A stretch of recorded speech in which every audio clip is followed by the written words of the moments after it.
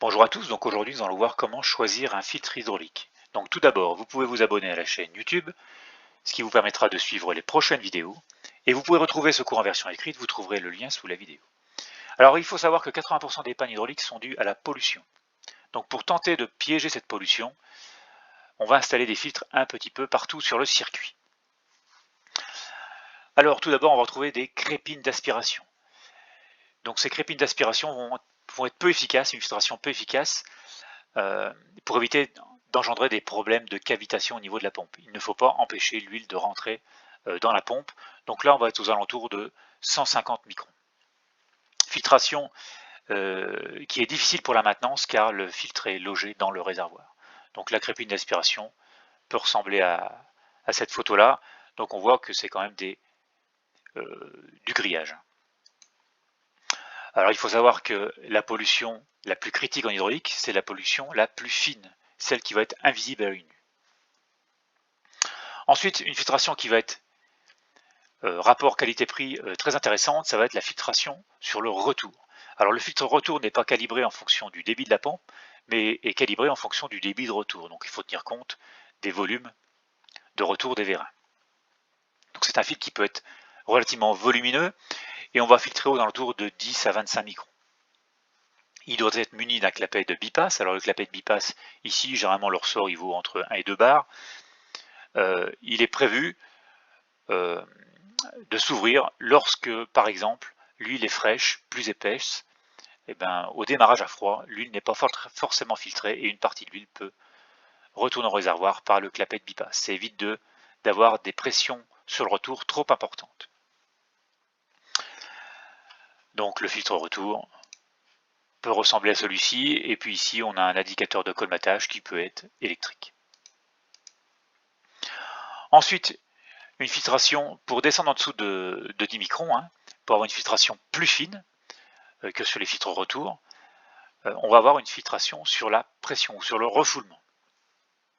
Donc là, ça va être un filtre qui va être un petit peu plus onéreux, de taille plus modeste ou plus petite que le filtre retour, avec un clapet de bipage, généralement avec une différence de pression de 3 à 4 bars. Donc étant donné qu'on va pousser l'huile dans le filtre pression, on va pouvoir filtrer plus fin, généralement entre 3 à 10 microns. Donc pour des systèmes proportionnels ou des systèmes très sensibles à la pollution, le filtre pression est fortement recommandé.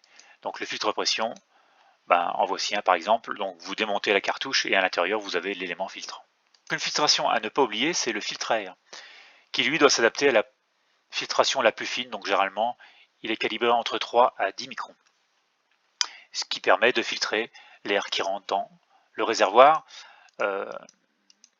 Physiquement, ça peut ressembler à la photo que vous avez ici. Et ici, on va retrouver également un indicateur de colmatage. Donc une filtration qui va être efficace, réservée à l'industrie et pour des réservoirs généralement supérieurs à 1000 litres. On va utiliser une filtration en dérivation, c'est-à-dire qu'on va prendre une pompe, on va prendre de l'huile de réservoir, on va la filtrer, on va la refroidir avant de la ramener au réservoir.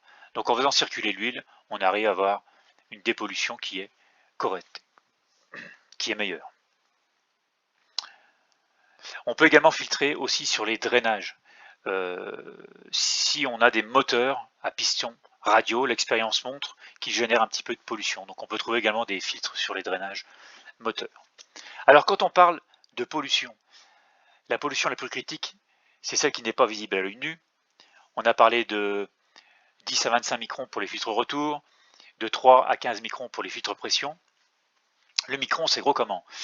Pour avoir un ordre d'idée, vous prenez du grain de sel de table fin, c'est calibré environ à 100 microns. Un cheveu humain, sur sa section, c'est environ 70 microns. À partir de 40 microns, l'œil humain ne voit plus rien. Un globule blanc, c'est 20 microns. Et du talc, grain de poudre de talc, c'est calibré entre 3 et 10 microns. L'efficacité des filtres. Alors, les filtres n'arrêtent pas tout. Par exemple, même si vous avez un filtre de 10 microns sur votre installation, si vous faites une analyse d'huile en sortie de filtre, il est possible de retrouver des particules supérieures à 10 microns. Car la pollution, elle n'est pas cylindrique. Donc les constructeurs de filtres croisent les nappes les nappes pour rendre leur filtre plus efficace. Et c'est ce fameux coefficient bêta qui donne l'efficacité du filtre. C'est-à-dire qu'une filtration de 10 microns ne veut pas dire grand-chose. Tout dépend à quelle efficacité ce filtre est efficace et c'est le coefficient bêta qu'on va rajouter aux 10 microns. C'est-à-dire que les constructeurs de filtres ont un échantillon d'huile polluée. Ils font un comptage de particules à l'entrée, avant le filtre, ils font passer leur échantillon d'huile dans leur filtre, et en sortie, ils refont un comptage de particules. Et le rapport des deux nous donne ce coefficient bêta. Donc c'est vraiment ce coefficient bêta qui donne l'efficacité du filtre, savoir si un filtre est efficace ou non. Donc c'est fini pour aujourd'hui, n'hésitez pas à poser vos questions, et vous pouvez retrouver mes autres prestations, formations, conseils, expertise, en allant visiter le site internet. Je vous retrouve prochainement pour de nouvelles vidéos.